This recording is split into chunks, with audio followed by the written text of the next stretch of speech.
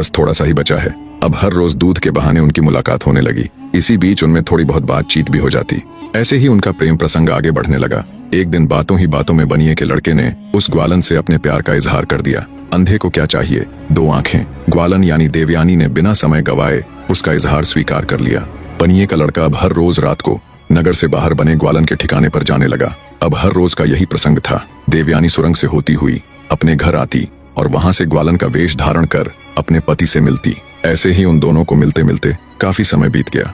बनिए का लड़का अब हर रोज अपनी ग्वालन प्रेमिका को कुछ न कुछ भेंट देने लगा। कभी आभूषण, तो कभी धन, तो कभी कुछ। पर फिर एक दिन जब बनिए का लड़का ग्वालन से मिलने आया तो न उसे ग्वालन का वो कच्चा मकान मिला, न उसकी गाय और न वो खुद। ये देख वो भौचक्का सा खड़ा रह गया। उसने आसपास बहुत पूछताछ की पर कोई उसे कुछ बताता तो तब जब किसी को उस ग्वालन के बारे में कुछ मालूम होता। ग्वालन के प्यार में वो अब हर समय विरक्त रहने लगा। उधर ग्वालन यानी देवयानी का उससे मिलना बंद करने के दो कारण थे।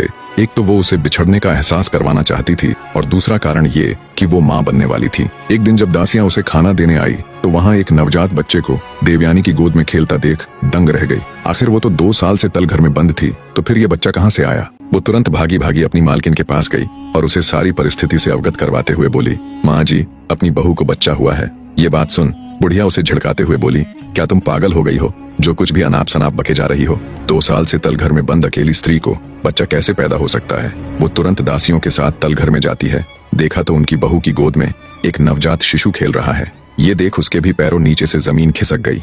आग बबूला होते हुए बोली, ये बच्चा किसका है। देवयानी बड़े ही शांत स्वर में बोली, मेरा और मेरे पति का है। ये बात सुनते ही उसकी सासू माँ के गुस्से का ठिकाना ना रहा। बोली, नीच, उल्टा, मेरा बेटा तो कभी झांकने भी नहीं आया तल घर में, जो तू उसे इस बच्चे का बाप बता रही है। देवयानी बोली, माँ जी, कुछ भी कहने से पहले आप एक बार उन्हें बुला तो दीजिए। एक बार वो कह दे कि वो मुझसे कभी नहीं मिले। बहू की बात सुन आग बबूला होते हुए उसकी सासू माँ बोली, चरित्रहीन, कब मिला मेरा बेटा तुझसे। पता नहीं किसका पाप मेरे बेटे की सिर मड़ रही है। लगता है ये दासियां भी तुझसे मिली हुई है। लगता है यहाँ कोई गैर पुरुष आता रहा है। इतना कहते हुए बुढ़िया ने उसे घर से निकाल दिया। देवयानी रोती गिड़गिड़ाती रही पर उन्होंने उसकी एक न सुनी।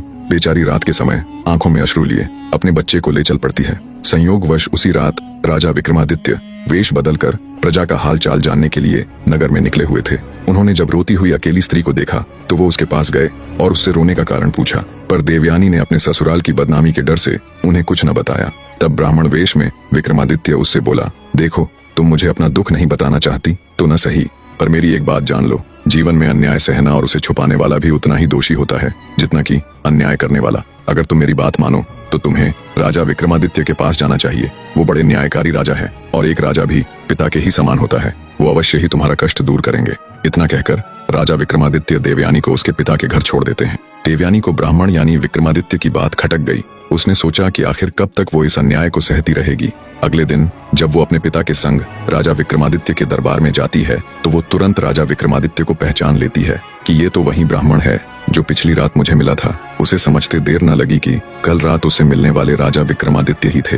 वो निश्चिंत हो अपनी पूरी व्यथा राजा विक्रमादित्य के आगे कह सुनाती है। सारी बात सुन राजा विक्रमादित्य कुछ देर सोच में पड़ जाते हैं। फिर कहते हैं, तुम्हारे साथ कल इतना सब हुआ तब तुम्हारा पति कहाँ था। घर में इतना हो हल्ला होने के बाद तो उसे जरूर आना चाहिए था। खैर कोई बात नहीं, हम खुद वहाँ चलेंगे। राजा विक्रमादित्य अपने राजसी वस्त्र त्याग देते हैं ताकि कोई उन्हें पहचान न पाए और साधारण से वस्त्रों में कृत्रिम दाढ़ी लगाकर देवयानी को अपनी साथ ले उसकी ससुराल चल पड़ते हैं।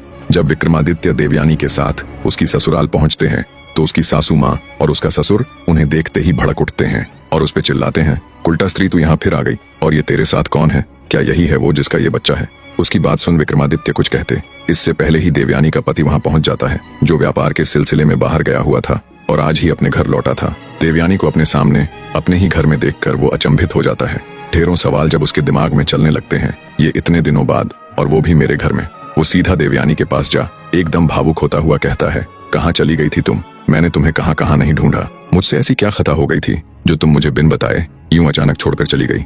अपने लड़के के मुख से ये बातें सुन उसके माता पिता दोनों दंग रह जाते हैं। उन्हें कुछ समझ नहीं आ रहा था ये हो क्या रहा है। तभी राजा विक्रमादित्य बोल पड़े, ओह, तो तुम हो वो जिसे अपने पुरुष होने पर बहुत घमंड है। सुना है तुमने शादी करते ही अपनी पत्नी को सिर्फ इस बात के लिए तलघर में बंद कर दिया था कि उसका मानना था कि स्त्रियां पुरुषों से अधिक चतुर और बुद्धिमान होती हैं। अरे ओ मूर्ख आदमी, जिस ग्वालन के प्रेम में तू पागल हुआ फिर रहा है वो कोई और नहीं बल्कि तेरी धर्मपत्नी ही है। पर तू तो अपने पुरुषार्थ में इतना अंधा हो गया था कि अपनी धर्मपत्नी को एक नजर देखना तक ग्वारा नहीं समझा। और ठीक ही कहती थी ये, जैसा इसने कहा था वैसा सिद्ध करके भी दिखा दिया। विक्रमादित्य की ये बात सुन लड़के का रंग उड़ जाता है, वो एकदम सन्न रह जाता है। उसका सारा गर्व कुछ ही पलों में चकनाचूर हो चुका था। वो हकलाते हुए कहता है कि कैसे, ये कैसे संभव हो सकता है। तब देवयानी उसे सारा किस्सा कह सुनाती है कि कैसे उसने अपने पिता की सहायता से वो सुरंग बनवाई और कैसे उसे सबक सिखाने के लिए ग्वालन का वेश धारण किया। सारा माजरा समझ बनिए के लड़के समेत उसके माँ बाप भी दंग रह जाते हैं। उन सबका सिर मारे लज्जा के झुक जाता है।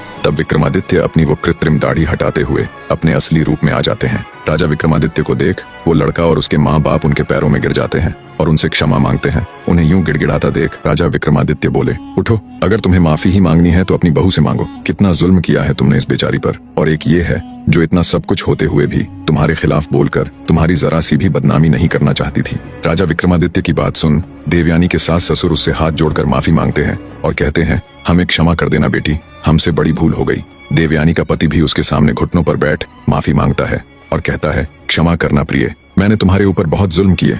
आज तुमने मेरा गर्व चूर चूर कर दिया और ये सिद्ध कर दिया कि वाकई में तुम जैसी स्त्रियां मेरे जैसे नीच पुरुष से कहीं ज्यादा चतुर और समझदार होती हैं। देवयानी को राजा विक्रमादित्य की बदौलत अपना पति और परिवार वापस मिल चुका था। इतनी कथा सुनाते हुए तीसरी पुतली बोली, सुना राजा भोज, ऐसे थे हमारे राजा विक्रमादित्य, जो किसी भी दीन दुखियारे को देख उसका दुख मिटाने को इतने आतुर हो जाते थे जैसे वो किसी दूसरे का दुख न होकर स्वयं उन्हीं का हो। अगर तुमने भी कभी ऐसा महसूस कर किसी दुखियारे को उसके दुख से निजात दिलाई है तो स्वागत है आपका इस सिंहासन पर। पुतली की बात सुन बिना कुछ कहे सुने एक बार फिर से निराश हो राजा भोज वापस लौट जाते हैं। इस तरह एक दिन और गुजर जाता है जब राजा भोज उस दिव्य सिंहासन पर विराजमान नहीं हो पाए।